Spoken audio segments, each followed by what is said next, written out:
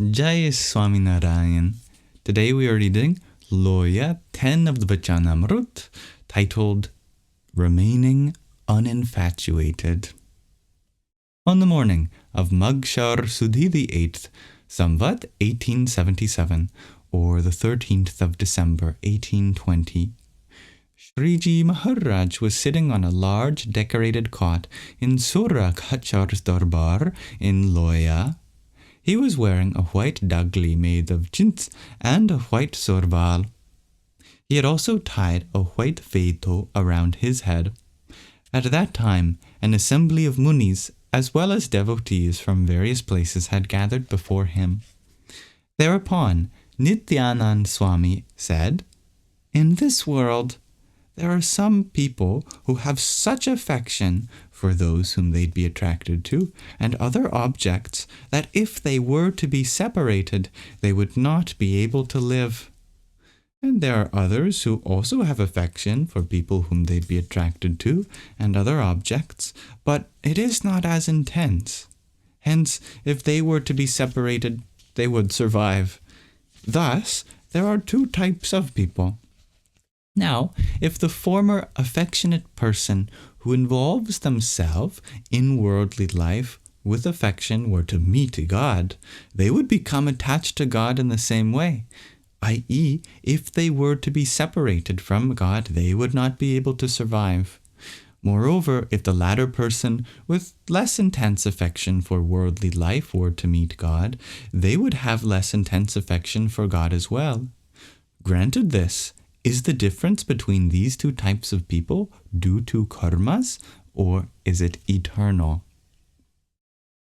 Hearing this, Shriji Maharaj replied, "Those differences are not inherently present in the jiva, in the soul.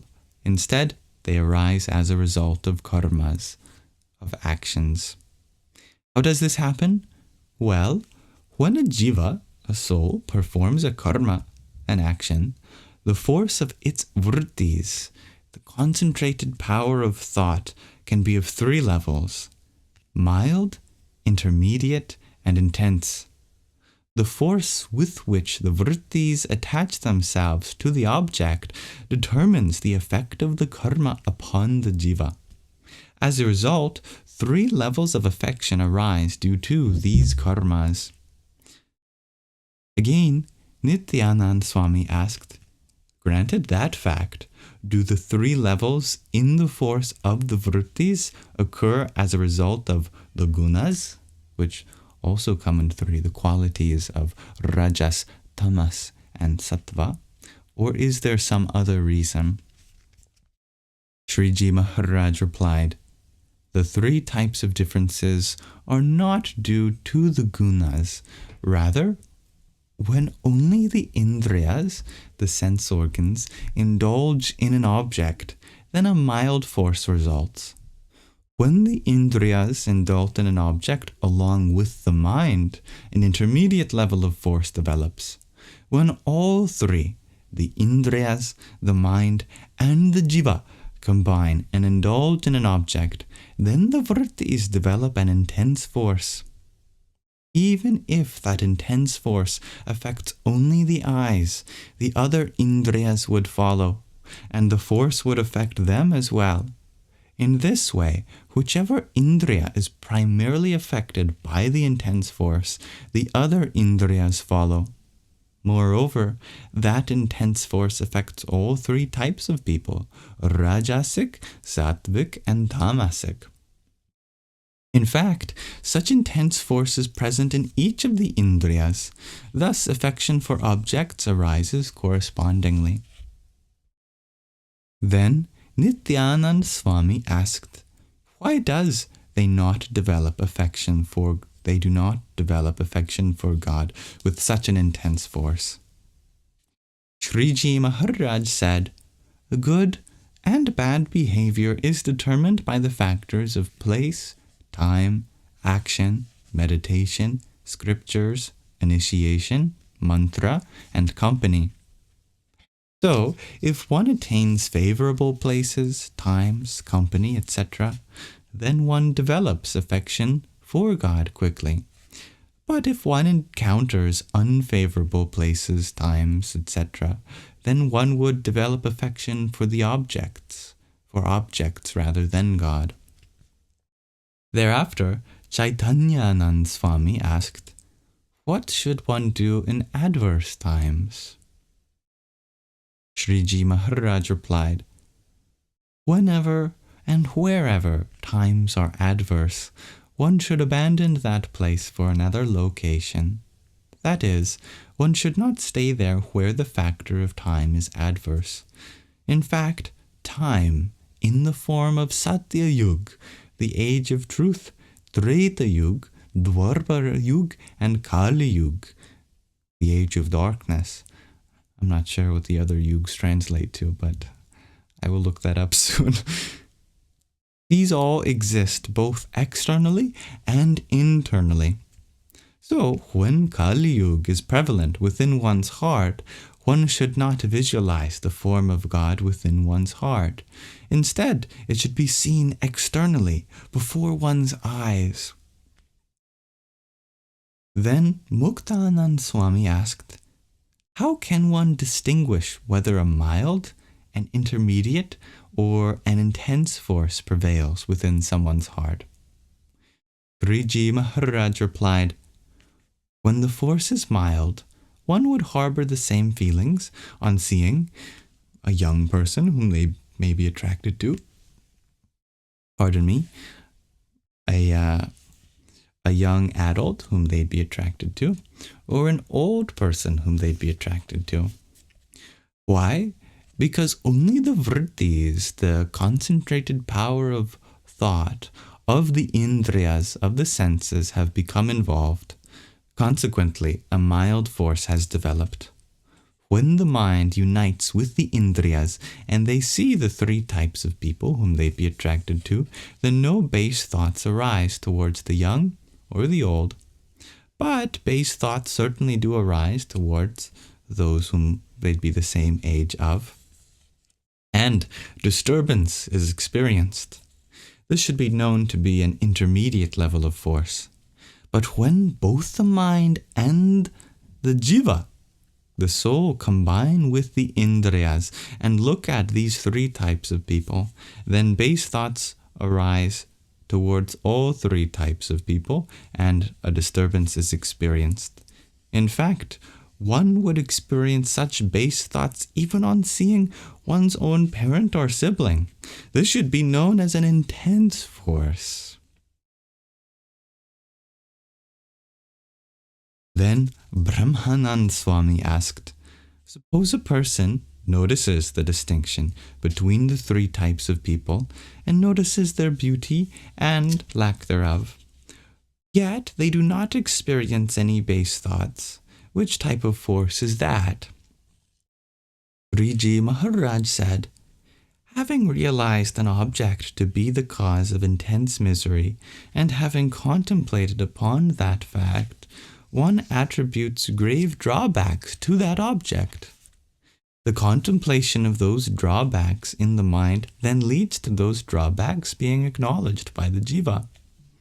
The witness, and here witness refers to God, who transcends the jiva, also affirms those drawbacks, and so an extremely firm conviction in those drawbacks is developed.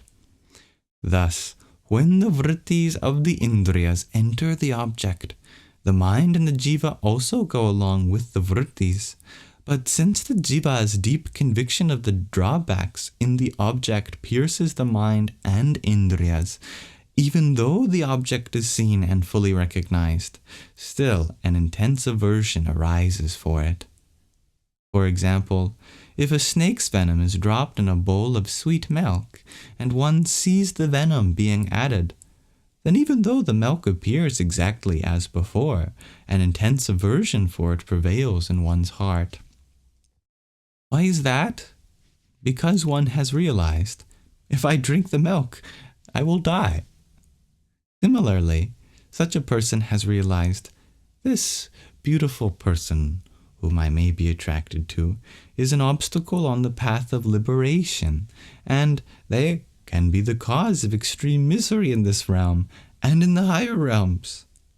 In fact, I have attained the company of people whom I be attracted to countless times in past lives, in various life forms, and if I do not worship God, I will attain the company of countless more people. Thus, this attainment is not rare. However, the company of God and His Sant, His saint, is extremely rare, and this person is a major obstacle in the attainment of that. A person who has realized this and has intensely realized the flaws in the object will never be infatuated on seeing a person whom they'd be attracted to, regardless of how beautiful they may be. Furthermore, there is another way to remain uninfatuated. Janak, the Videhi, who was a great king and a devotee of God, stayed in his kingdom and, due to his firmness in Jnana, in knowing wisdom, remained uninfatuated even while indulging in enticing Vishayas, experiences of the senses.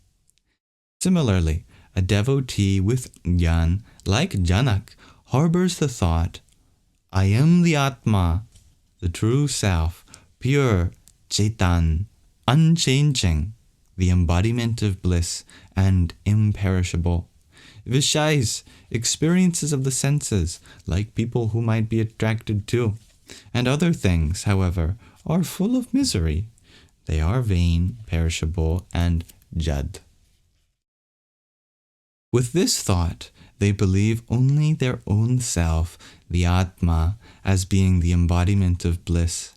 Also, they believe the pleasure and pleasantness which are apparent in the Vishais.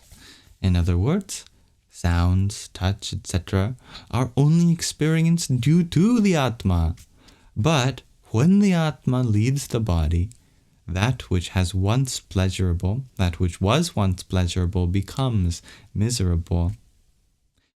They contemplate upon their Atma in that manner. Also, they contemplate upon Paramatma, who transcends the Atma, as follows.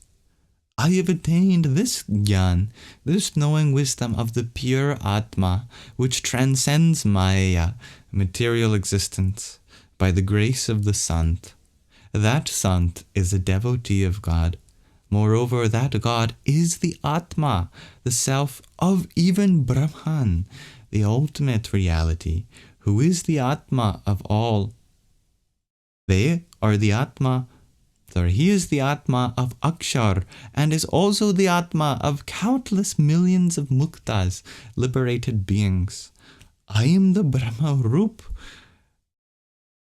of the divine form of the servant of that Parabrahman Purushottam Narayan. Further, they understand the glory of God by realizing Dhyupataya eva te nayayur antam anantataya tvam api. From the Srimad Bhagavat, 10th Canto, 87th chapter, 41st verse, which means, even the masters of the higher realms, i.e. devas, deities such as Brahma, the creator, cannot fathom your glory because it is endless. In fact, neither can you yourself fathom your own glory. Indeed, in your each and every hair, countless millions of Brahmans, of universes, accompanied with their barriers, fly simultaneously at immense speed like mere specks of dust flying in the air. Even the Shrutis describe you as Neti Neti, in other words, indescribable and unfathomable, ultimately perish in you, in other words, fail to extol your complete glory. Such verses have greatly expounded the glory of God. When a person who has such jnana of their own self and of God attains a vishay, some object of the senses, regardless of how appealing it may be, their mind would not be even slightly affected by it. They do indulge in the essential Vishayas, i.e. sounds, touch, etc., but they do not become dependent upon them. Rather, they indulge in them independently of their own accord, just as a spider spread its own web, and then, when necessary, it independently retracts it. In the same way, such a devotee possessing jnana engages the vrittis of their indriyas in the vishayas and retracts them of their own accord. Such a person, even if they are amongst people, feels as if they are in the forest, and though they may be in the forest, they experience more happiness there than one does from ruling a kingdom. Such a devotee may reside in a kingdom.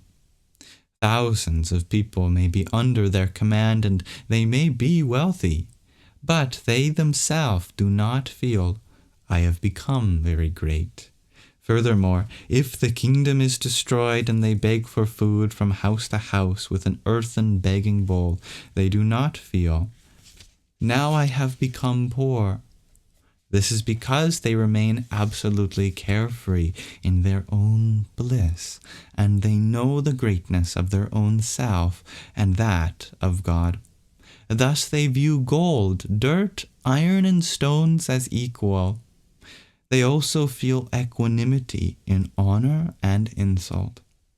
Since their vision has become broad and they know all worldly objects to be vain, no objects are capable of binding such a person with jnana.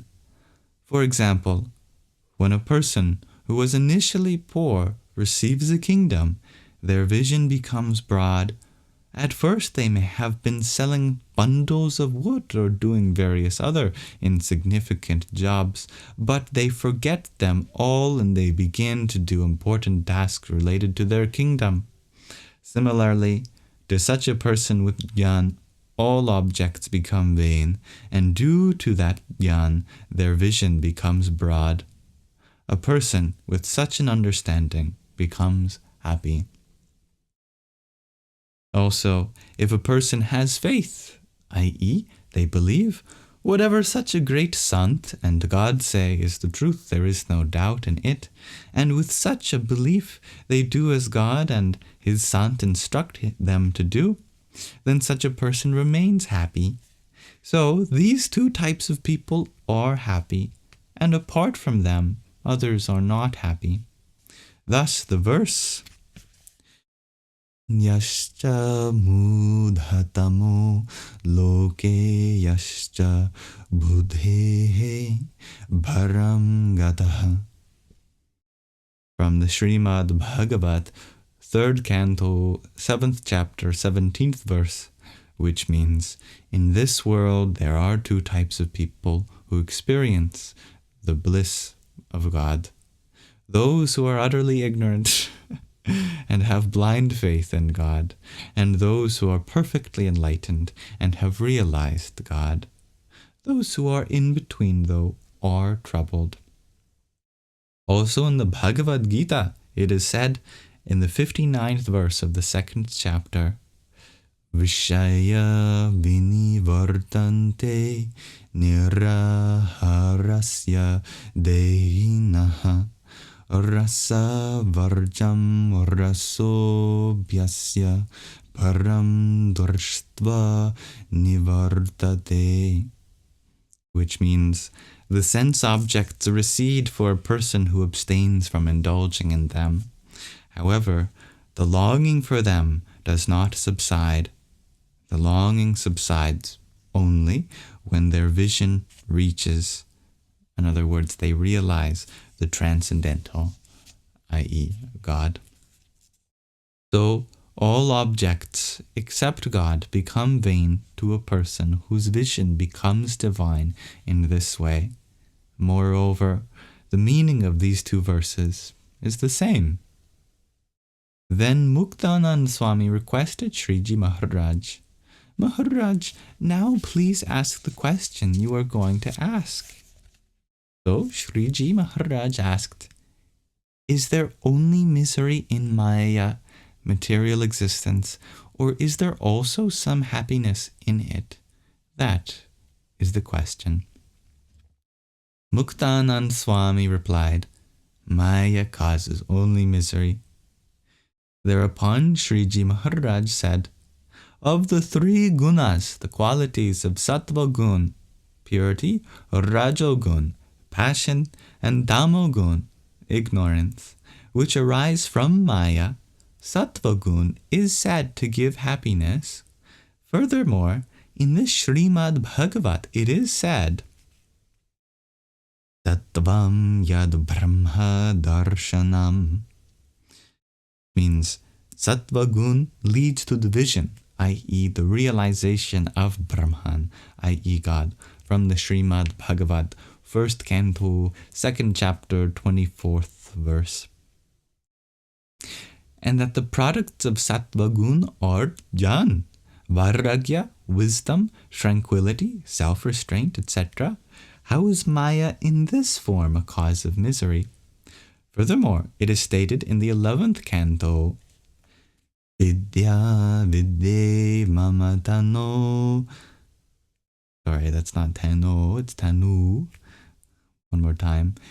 Vidya vidye mama tanu vidyudhava sharirinam Banda mokshakari ade mayaya me vinirmite, which means, O Uddhava, realize my two forms, both of which have been created from my Maya, the primordial, the Brahma Vidya, and Avidya, the lack of knowledge, i.e. ignorance, which liberate and bind people, respectively.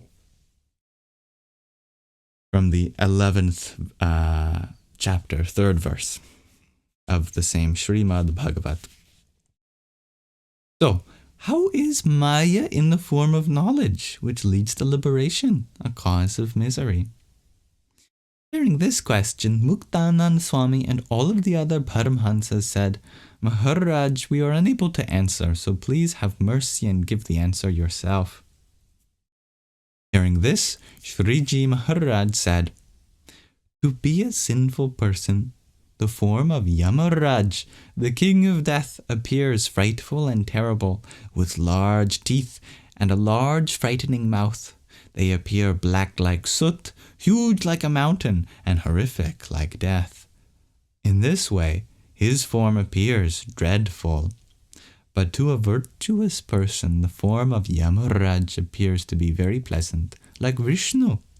Similarly, to those who are non-believers, Maya causes attachment and intense misery, while to a devotee of God, that same Maya is the cause of intense happiness. Also, the entities that have evolved out of Maya, the Indriyas and the Antakaran, the inner faculties of cognition, and their presiding devas, all support the bhakti, the loving devotion of God. Therefore, for a devotee of God, Maya is not a cause of misery. It is a source of great happiness. Then Muktanand Swami asked, if Maya is a cause of happiness, why is it that when a devotee of God visualizes the form of God and engages in worship, Maya, in the form of the Antakaran, causes misery by generating many disturbing thoughts? Sriji Maharaj replied, Maya, in the form of the Antakaran, does not cause misery to a person who thoroughly understands the glory of God and has an absolutely firm refuge of God. But it does cause misery to a person who does not have such a refuge. For example, a kusangi, someone of bad company, would attempt to dislodge only an irresolute satsangi, someone of good company, but no one would dare to dislodge a staunch satsangi. In fact, no one would be able to speak ill of satsang, of true company, in their presence, Similarly, Maya, in the form of the Antakaran, would never entertain a desire to daunt a person who has a firm refuge in God. Rather, it would help their bhakti to flourish. However, Maya does deflect a person who has a slight deficiency in their refuge in God and does cause them misery. Then, when that Maya is not able to disturb them or cause them pain. Did I read that right? Then, when that person develops a complete refuge in God, Maya is not able to disturb them or cause them pain. Therefore, the answer is that if a person has such complete faith in God, Maya, material existence, is not capable of causing them misery. All right. Thank you for listening to this pleasing section of the Vachanāmrut. Jai Swaminarayan.